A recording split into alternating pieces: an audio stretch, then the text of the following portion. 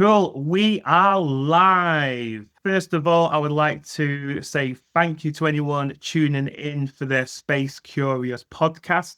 I have the lovely Ainara with me, who is a space enthusiast, a professional, and someone who is creating great positive waves in the industry of space and helping people with what she loves and what she's passionate about. This podcast is powered by 𝗣𝗢𝗥𝗜𝗢𝗨𝗦, which is a subsidiary of the recruitment business Daniel Ernest Recruitment. So Ainara, we're just going to go off and talk with just a few quick things on this podcast. And so the first thing is, if you can just quickly introduce yourself, what do you do, where do you work for, and then we'll just have a conversation about it. Thank you. Thank you so much for your invitation. I'm really happy to be here today with you in the podcast and be your first guest. And all the success and lucky for your career with this interesting idea.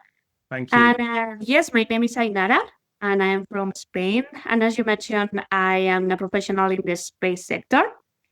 So part of my career was developed in the space and industrial sector, but it's something that wasn't planned. It wasn't my first vocation, but now I'm really happy and I'm really, let's say, motivated participating in such amazing sector. So what do you do and how do you do it? First, how I started in the space, because it's quite curious. I have studied geography at the university. So mainly it's not something really focused on the space sector, but I had my first opportunity in a company called 𝗣𝗢𝗥𝗓𝗢𝗧, who owned satellites. And I started my career doing project management activities. So I had the opportunity to manage internal teams from the operation systems, understand how a mission is doing, having different meetings with the customers, and I started to love the space sector.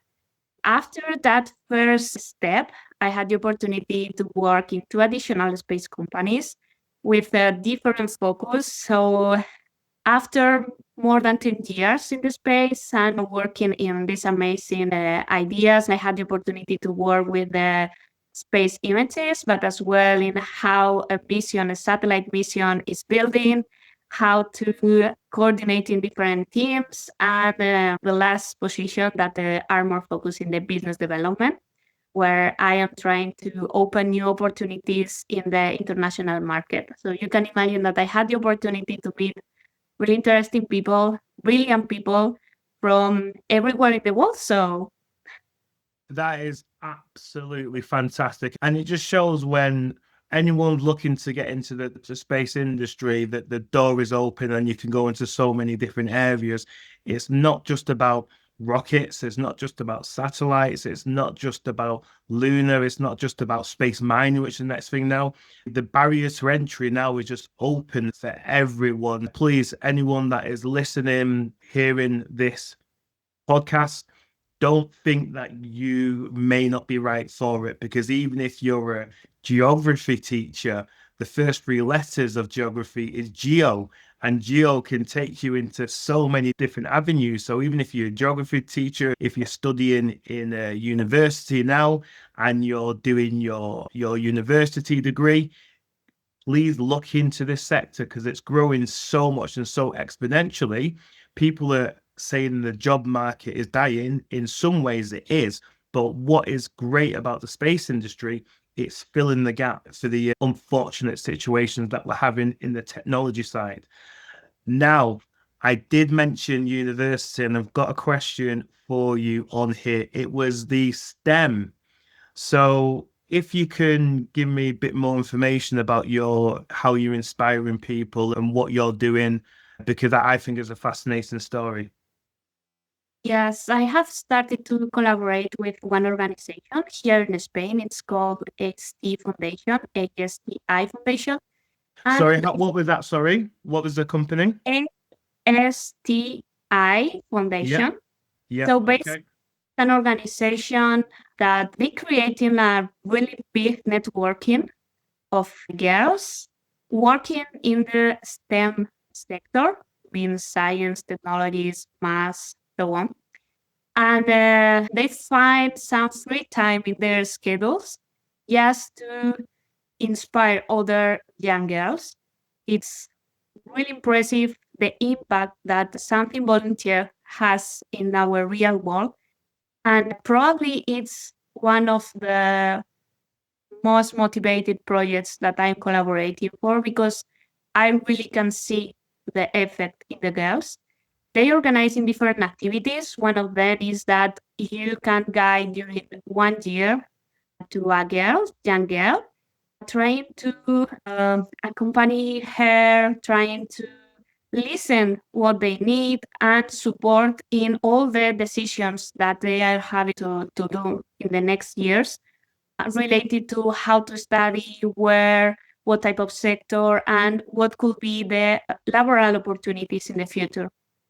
And the question, what is the age range? So the girls that you're bringing the next generation in, what age range are they from and to? The idea is to start as early as possible because we have seen is that there's a lack of references, specifically for the girls in the STEM career. So we organize different conversations in the schools just for children, in which we explain in a general basis what is the space sector, for example, from my side, but with other specifically careers, and trying to give them the opportunity to think bigger and, let's say, delete all the limits that they probably have in mind, just to give them the possibility to do whatever they want. So we explain what we do in our day by day. We explain about how it works our company or what we did, what we study, just to be what we are right now. And it's amazing to see that the girls change their mind and they start thinking the possibility to do something near to the STEM career. So for us, it's just our goal.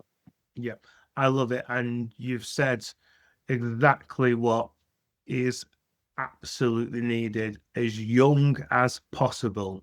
Because when they get to a certain age, maybe in the teens, mid-teens, and they've gone through or maybe college, it's not been talked about it. So there's that not understanding, there's that misunderstanding that it's mainly for men, it's a male-dominated side, but that's only because they're not getting it into a young age, and then they fall into something else and then miss the opportunity. And I see it just like sports and athletics. If you find the people young and you nurture them into that, then they are the elites of the future.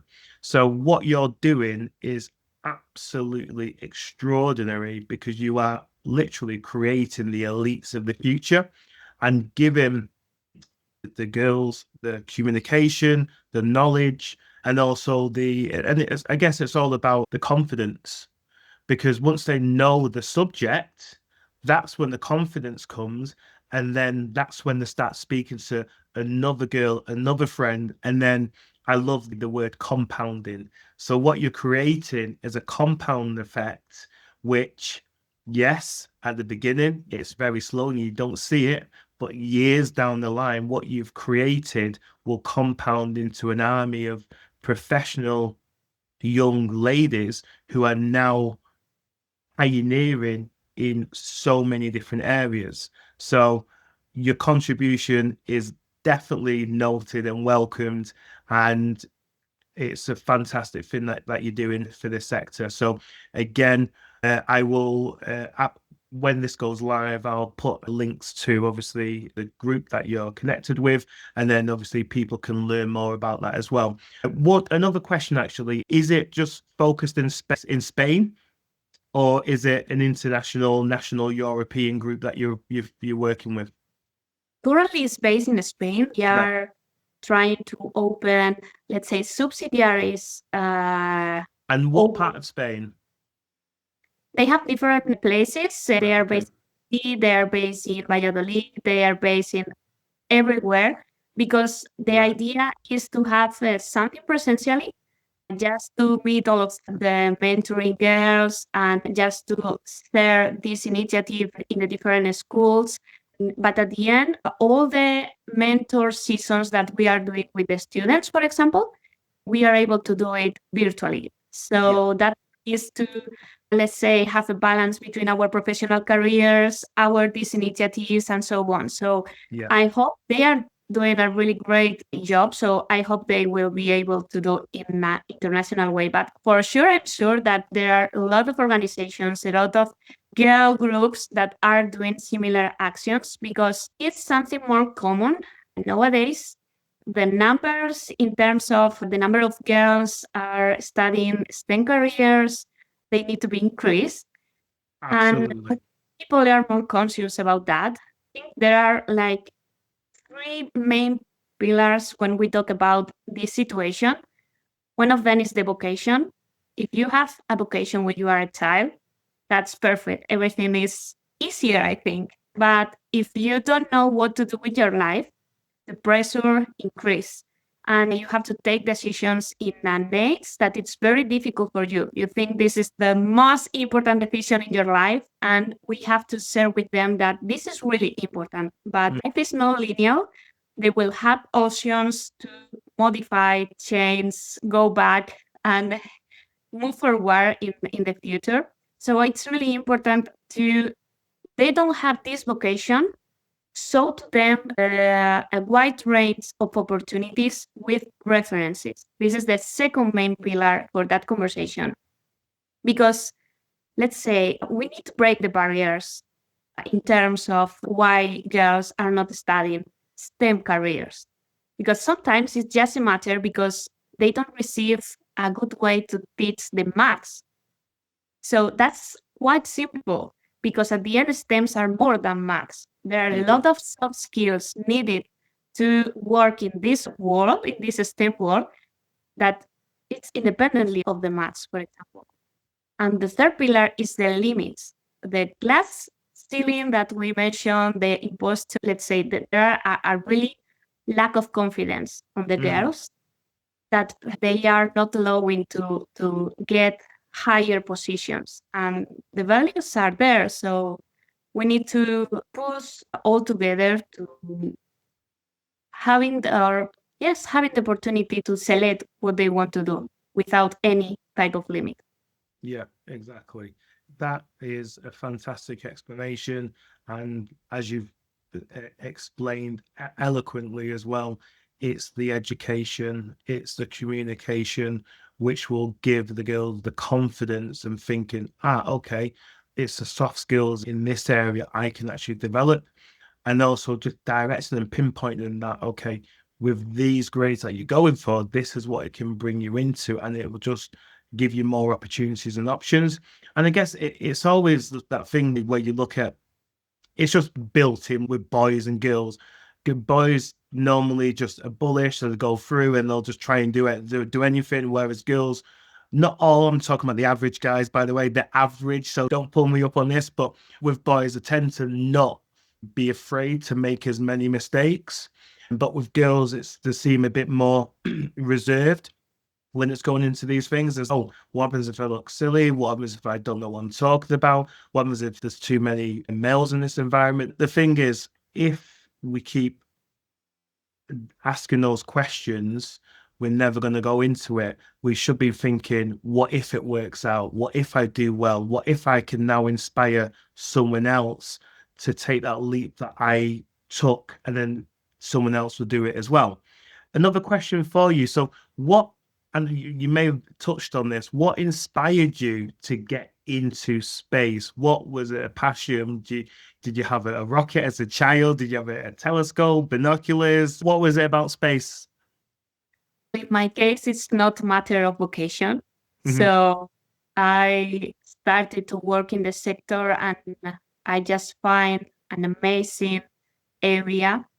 Since the rockets, as you mentioned, the missions to Mars, to the moon, but probably I think that the most inspiring thing in the sector is how we work in team. Because to create a satellite or create a mission, just since the design and paper until you can land to the space. They are participating a lot of people from all the fields, as you can imagine. And you need to be really good communicating.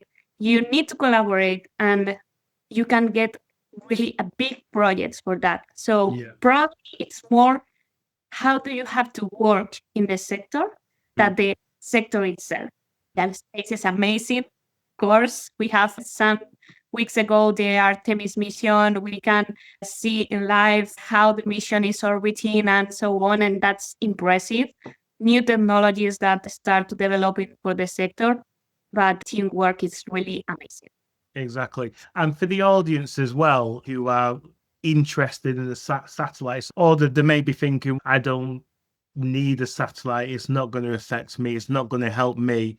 For the audience that are a bit unsure about what you do, can you give one or maybe two points of what the benefit is to actually for what you do and how it is helping humanity, can help humanity? So if you can just say what it's doing now, a small segment, and how it could look like in maybe 15 years. I think that the space is increasing, and they are covered a lot of applications. So if we talk how is the advantages of the space or how we can use in our benefit the space, in my case that I work with satellites that acquire images from the space, they permit to have a big picture of our world so we can monitorize what is happening there. So we can talk about applications for our protect the environmental.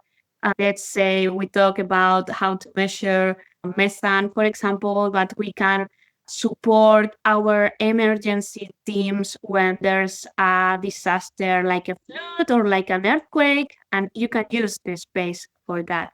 It's how to organize or build our cities because you can, let's say, monitorize them.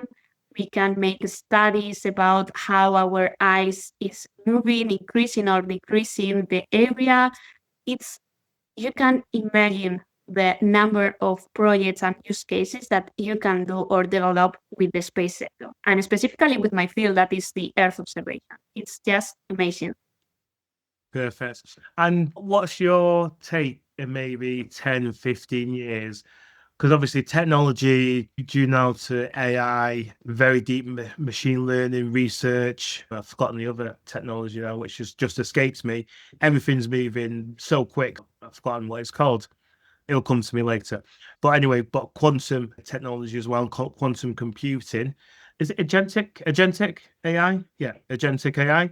So everything's moving so quick. So what we've done today in only maybe 6 months, some of that stuff is obsolete and we've moved on again. But I'm going to put you on the spot here and ask, what do you see maybe the potential in 10 or 15 years that we are not doing now, but you would predict from statistical, analytical thinking of what the satellite could do for us or what your area could do for the world? I think it's impossible to imagine how the space sector are gonna change because I'm going to use the same sentence that I am using with the girls while we are talking about the sector. There's no limits. So please think that there's no limits. And this is the idea. The sector is growing so fast. It's changing continuously. So I don't know, but probably we will see the missions to Mars for sure, because there are a lot of projects. We come back to the moon for sure. But I think that we will see a lot of collaborations between countries, synergies, but development. And I think that there's an increase in terms of how to protect or how to be more eco in terms of the space sector. This is an important topic right now. So they will invent something just to focus on. I completely agree. It's unlimited. The only limitation is our mind. So if we limit our mind, then there's going to be limitations. If we open our mind, then it is endless what we could create. And there's so much stuff going on in the space sector now, and it's so exciting. I think one question that I may have missed, and do correct me if you've already asked this one, is what still are the barrier of entries young girls are entering, facing in STEM, and what challenges are there? Challenges that because they're a girl, female, is there any challenges there at the moment, or is there more investment going on? I think that there's a really solid and experienced group of girls working in the space sector right now. Mm-hmm. The main point is how to share our experiences with the new generation. Yeah. Because probably we will recommend to all of them to go into the STEM and specifically in the space sector, for sure. It's one of the areas with more opportunities in the future. New technologies, artificial intelligence. Yeah. It's a key moment to study, to increase the knowledge about that. Probably just the barrier that we have right now is how to get the attention from the girls, how to support them to go deeper in this sector. Yes. But it's not just a matter of girls, it's just a matter of that we have a lot of talent, and we need to push them to create, to imagine, to be curious, and once again, having limits. Yeah, exactly. And I think you've touched on this as well, because getting different, it's not just about the girls as well, it's getting people from different backgrounds, because because if you get the same type of person in the same industry doing the same job, you're always going to have the same result. So that specific person will be using a portion of the left brain, a portion of the right brain, maybe more on the, or less on the creative and more on the kind of analytical side. So they will miss things. They will miss things. For example, like putting a better, comfier toilet on a space mission. But little things like this, where people will just be thinking analytical, how can we do it? Very rigid. But then when you got someone using the other side of the brain, they're thinking, okay, someone's going to be in this little capsule. How are they going to feel? What instruments around them? What dangers are going to be there for this person as well in terms of sharp objects and stuff? You maybe try to reduce the weight, but is there something else that could harm the astronaut? So what you're saying is completely true, because you have to get different people who think differently that will challenge each other and have arguments, good arguments and discussions. And I think that's why space is expanding.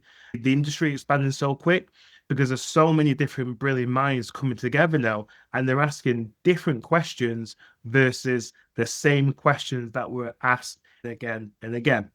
We are running out of time, but I've got a quick fire question for you here.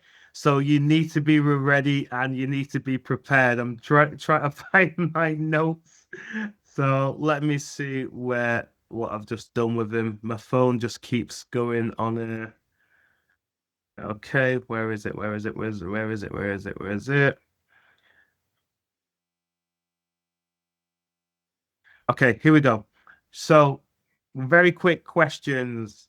What's one piece of advice for a 15-year-old girl interested in space? So, someone who sees this or the parent sends them to this, a 15-year-old girl is listening. What's the one piece of advice you would give to her?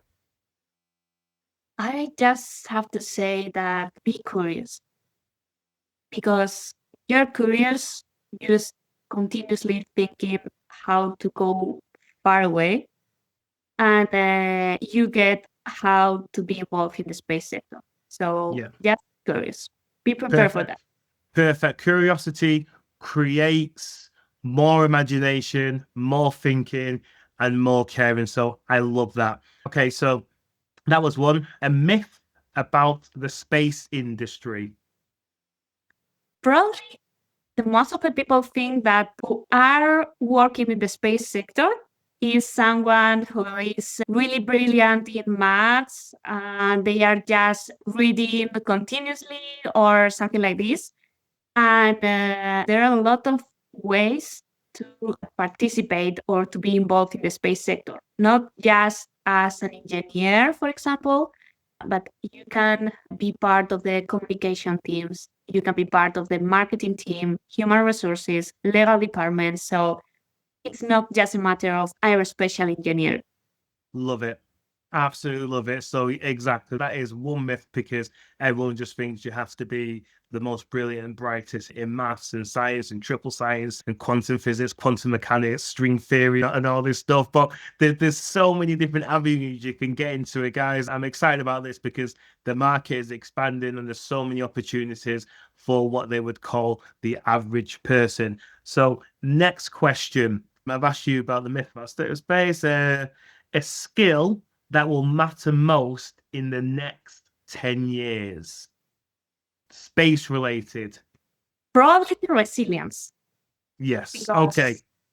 The sector is changing really quick. So you need to be prepared for all the change and to participate actively.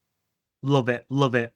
And again, I know we've touched on this before, but what excites you the most about the future of space? Oof. I'm excited to see where the sector goes. But if I have to select just one thing or one project, I would like to see if we get Mars. Yes. Yes. I've always, again, I know everyone knows Elon Musk's story about when he was a boy, he's always wanted to go to Mars. So that was his burning desire. That's his obsession.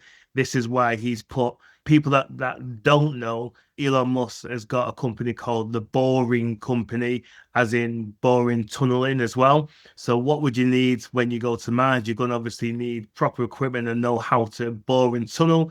He's obviously got Tesla with the batteries, and it's not just about the cars. It's the data, it's mining, it's navigation, because every single person that owns a Tesla, every single time you're driving, he is collecting data. So he understands traffic, he understands terrain, and also obviously with the battery side as well, I don't see us using ICE, internal combustion engines, at all when it comes to this. There's going to be a next phase of how things are going to be powered, fusion, electric, battery. He'll be doing all that stuff. So people that know of the fraction of Elon Musk, I believe he's put all these companies together, because when he goes to Mars, it's going to be, if anyone watches, I'm a bit of a geek, but Transformers and stuff like that, it's going to transform into something and then maybe transform into something a bit bigger.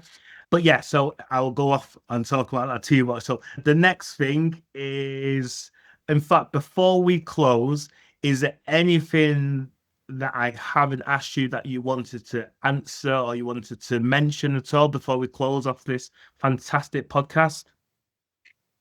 Just the last sentence, hopefully motivate this sentence, is make visible, is to give the permission to dream about it.